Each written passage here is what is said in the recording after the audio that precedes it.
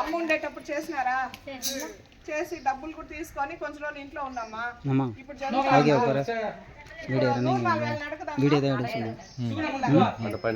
అదే మరిగా అందరికి వస్తుందా? అందరికి వస్తుందా? ఉద్యోగాలు ఉండేవాళ్ళు. ఉద్యోగం అంటే ఏం ఉద్యోగం?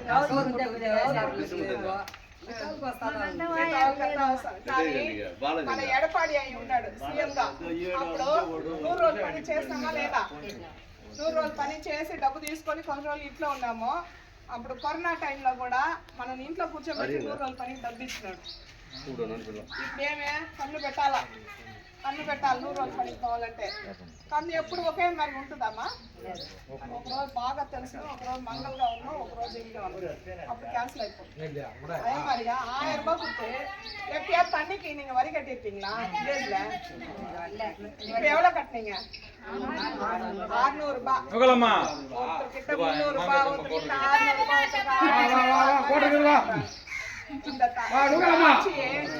கரண்ட் பில்லு நம்ம அம்மா எடப்பாடியார் இருக்கும் போது 100 யூனிட்டும் ஃப்ரீ. இப்பயும் 100 யூனிட் ஃப்ரீ.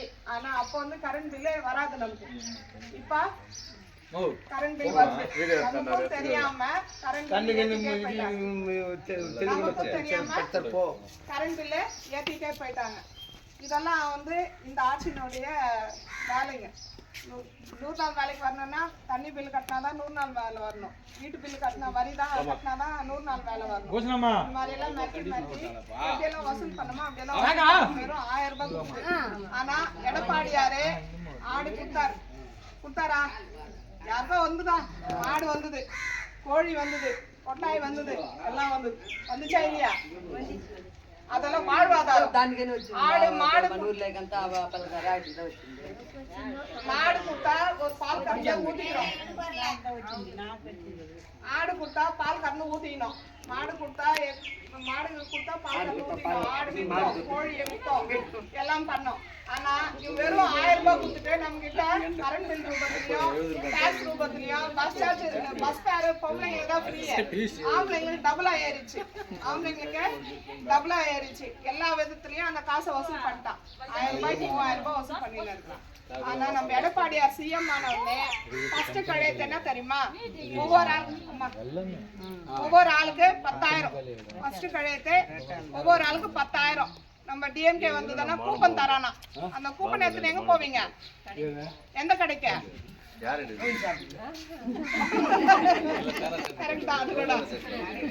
அந்த கூப்பன் எடுத்துட்டு எங்க போவோம்னு நமக்கே தெரியாது.